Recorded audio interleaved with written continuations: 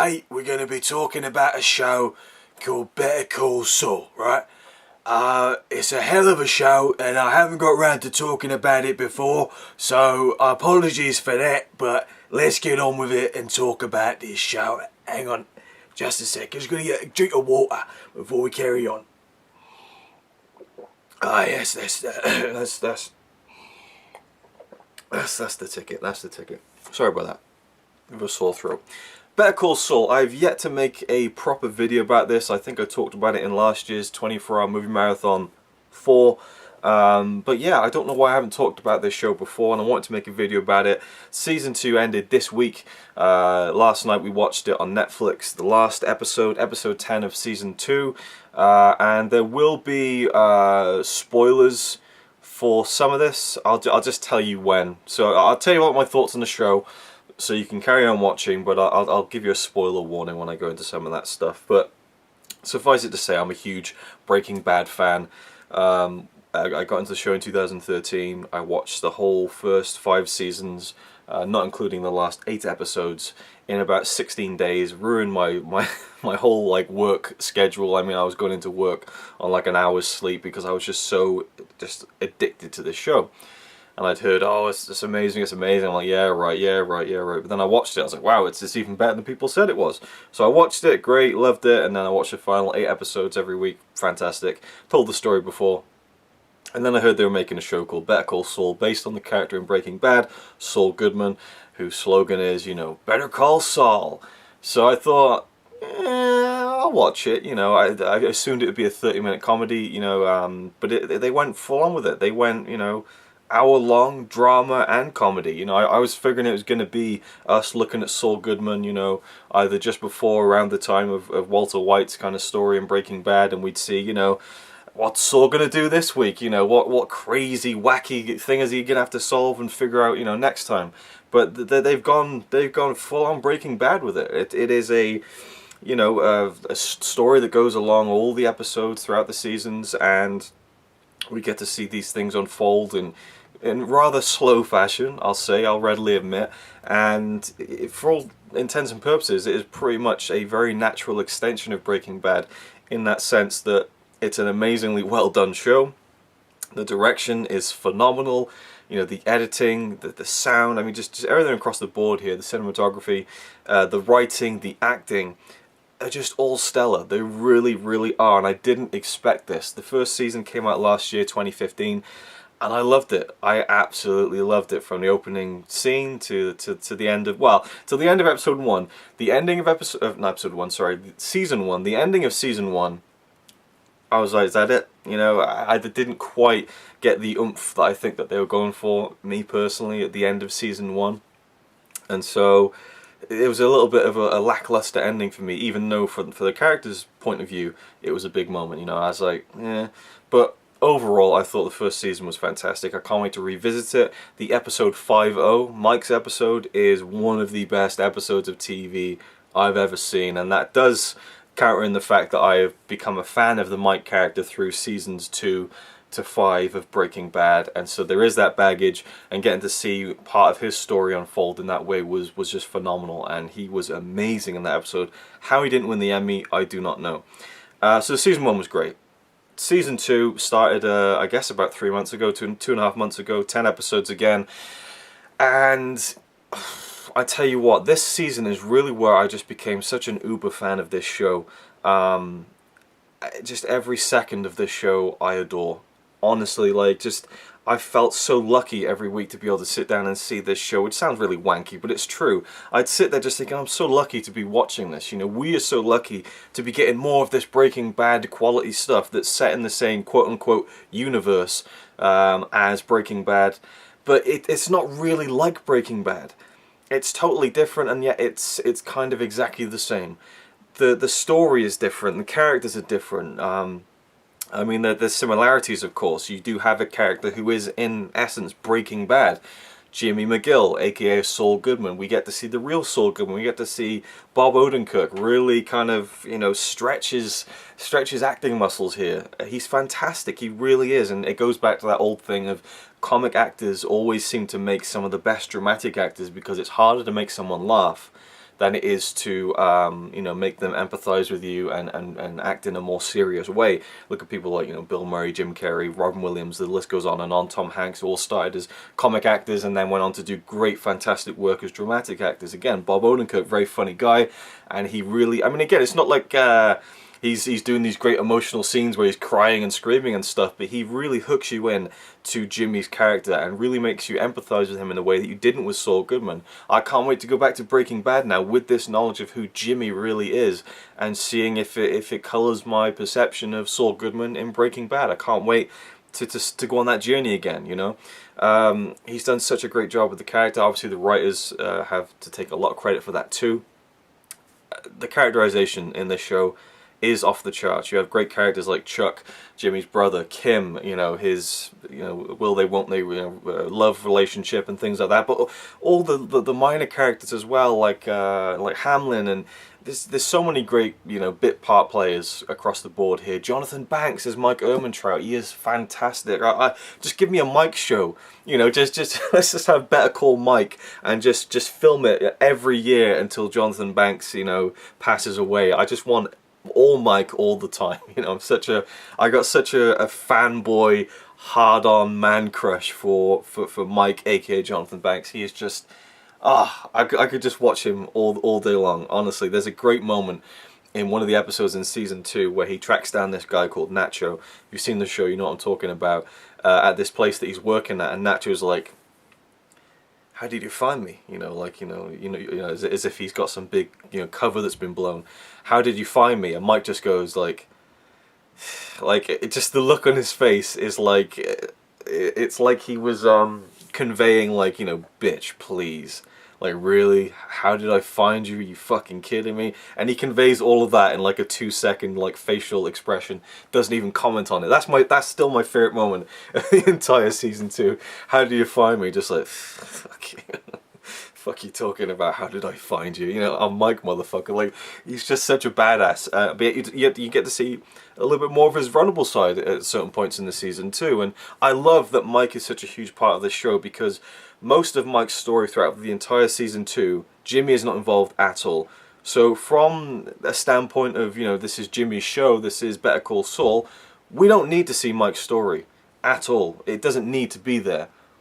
But it is there, and it's fucking awesome. Do you know what I mean? Like, I just love that we're getting to see both of those stories of Jimmy and of Mike, and you know, what they're often doing. And I'm sure that in season 3, which, well, I was going to say fingers crossed, my fingers were crossed, and thank God, a month ago, which I guess would be about a month or so into season 2's run, AMC picked up, I'm not sure if it was AMC and Netflix, but either way, it's been picked up for season 3. So I'm so glad that we're going to get season 3 of this, and I'm sure that that's where Mike and Jimmy's paths will come back together again.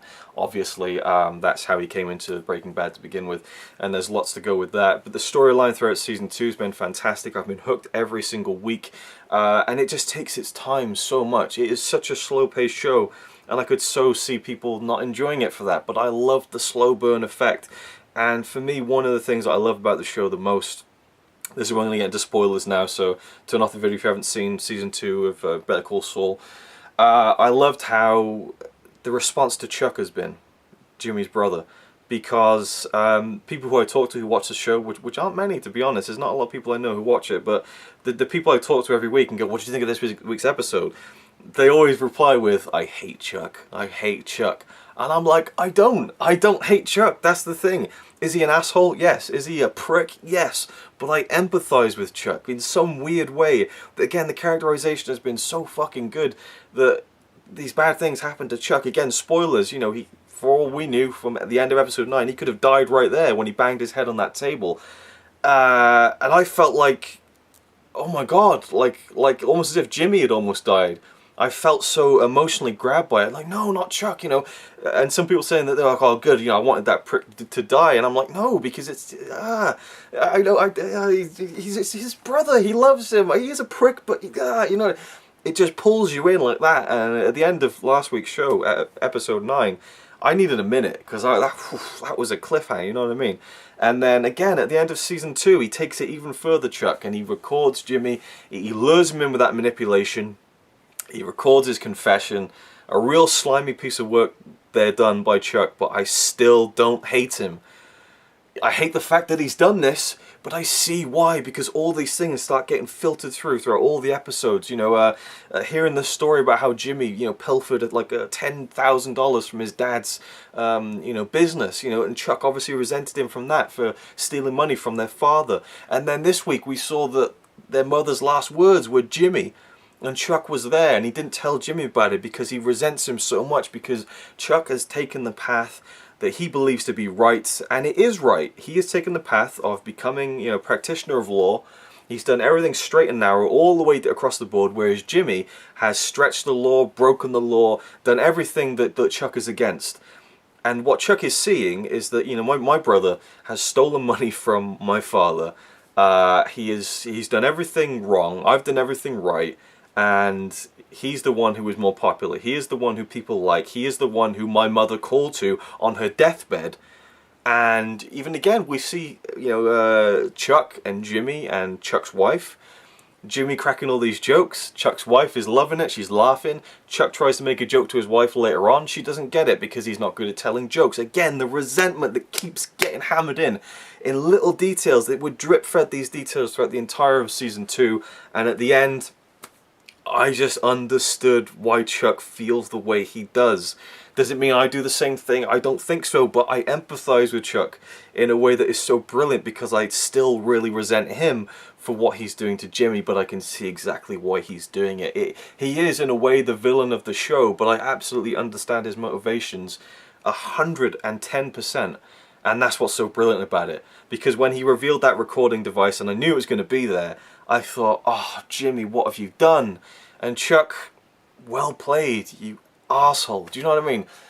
Oh, and there's so much, you know, that I want to know about next season. It's going to be a hell of a long wait for a year. Because, again, this isn't a full season. It's 10 episodes per season. It's not one of these 20 to 22, 24 episode series. So we don't get, like, a break of, like, 4 months. We get a break of, like, 11 months. So I can't wait for season 3. I honestly think, beat for beat, it doesn't become as good as Breaking Bad. It becomes... No, I shouldn't say it. What am I trying to say here? Because honestly, for parts for me, I almost feel like this is better than Breaking Bad. It isn't, but at times I almost think it is. And I'll tell you why. Because especially episode 9, episode 209 last week, when Chuck hit his head and Jimmy was outside the copy shop, and he knew that if he went inside, he'd blow his whole cover, and that he was the one who doctored all the documents. Again, you'll have to have kept up with the show to know exactly what I'm talking about here. And it was such a moment, and it hit me like a punch to the gut, just like those big moments in Breaking Bad. But it wasn't as, the stakes weren't as dramatic. The stakes are more personal. They're dramatic, don't get me wrong, but Breaking Bad, you got people getting shot in the face, you got people getting killed in these cliffhangers. This was a much more intimate, personal drama that's going on here, and so I almost feel like it's harder work to get you as invested in the show and as affected by the show with these dramatic endings, when the stakes aren't as high as something like Breaking Bad, where it is so over the top and so big and so huge in terms of the drama that's going on. I almost respect the show more for getting me as invested as Breaking Bad, but without having the plot devices that are much more over the top and dramatic. I've said dramatic so many times now, but hopefully you understand what I mean there. I don't think it's better than Breaking Bad, but I think it is right there, right next to it. Honestly, the quality is so good. And Jimmy he's almost a better protagonist than Walt, because he doesn't go down to the depths that Walt goes to. And maybe that ultimately will mean that we don't get as much drama, but it's just such an interesting main character to have. Because again, with Jimmy, he does things and you think, oh, Jimmy, what you doing? You had it so good. You had it so good. Why are you messing it up? But it's just, he is who he is, you know, and he goes down that path. And usually when he goes down that path that you know he shouldn't go down, he's doing it to help someone else. He's not doing it for personal gain most of the time. And so again, we can see why he's doing it, even if we don't agree with it and think, oh, come on, Jimmy, you had it all made, it was all made up and set up for you. You could have had a life there. And now you're jeopardizing it by doing these little things that you shouldn't be doing. If you get caught, it's game over, you know. And so, such a great show, such a fantastic show. It is level with Breaking Bad for me now. I think this past season, season 2, has been phenomenal, and I will now say it boldly and proudly. My favorite show of all time is Breaking Bad and Better Call Saul. They're just right there for me. They are right there. You know, season 1, if this is Saul and this is Breaking Bad, season 1 kind of started here, and then it was like, oh, hang on, holy shit, wait, what? No, holy, wow. Well, maybe a little. And then season 2, it was like, this is so good. This is so good. Oh my god. Yeah. Okay. Oh no, I'm just kidding. But it's on level for me. It's on level for me. Better Call Saul, fantastic. I guess I can't say go and watch it, because if you're sitting through this part of the video, you've already seen the episodes. But yeah, one day I might go back and do breaking down Better Call Saul and go through every episode. I can't wait to get the Blu-ray of season 1 and go through all the extras and stuff. I'll probably wait a little bit before I do that, even though I'd love to have it now. I might even wait for a complete set. It depends how long they go, because there's just so much to talk about, and I don't want this to be like a really long video, so it's already like 15 minutes, so it is what it is. And Breaking Bad, I'm really getting the itch now to rewatch that. It's been about 3 years since I really rewatched it, so I might go through all the Blu-rays again. I have them all here, and maybe I'll go through every episode like I did with the final season, do breaking down Breaking Bad, revisit it, and do episode 1, 2, 3, all the way through. Give you my thoughts and review every episode and stuff like that, and maybe review the Blu-ray at the end of every season and talk about the extras. Let me know if that's something you're interested in. I'd love to return to that.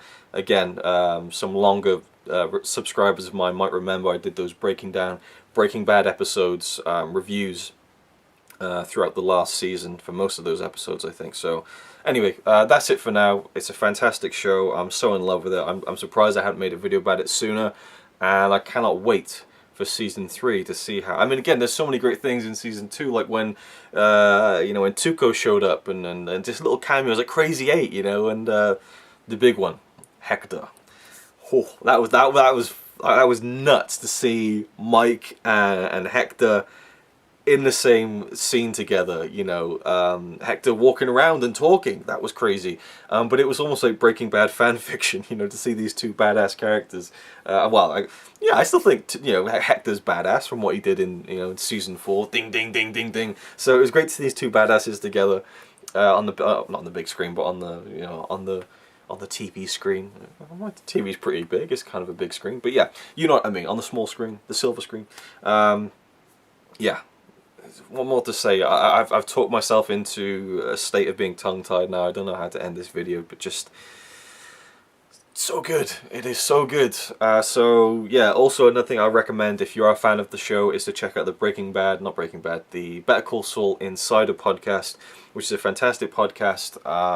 We have Vince Gilligan, the creator of the show, the creator of Breaking Bad, the writers, the producers, directors, and editors, and cast as well, talking about the show. It's a fantastic listen every week. I've loved it. And they did the same for Breaking Bad. That's why I kind of got mixed up there. They did a insider podcast for Breaking Bad from season 2 until the end. So there's lots of inside stuff that you can listen to if you haven't heard of this podcast and you're a fan of both shows. That is it for now.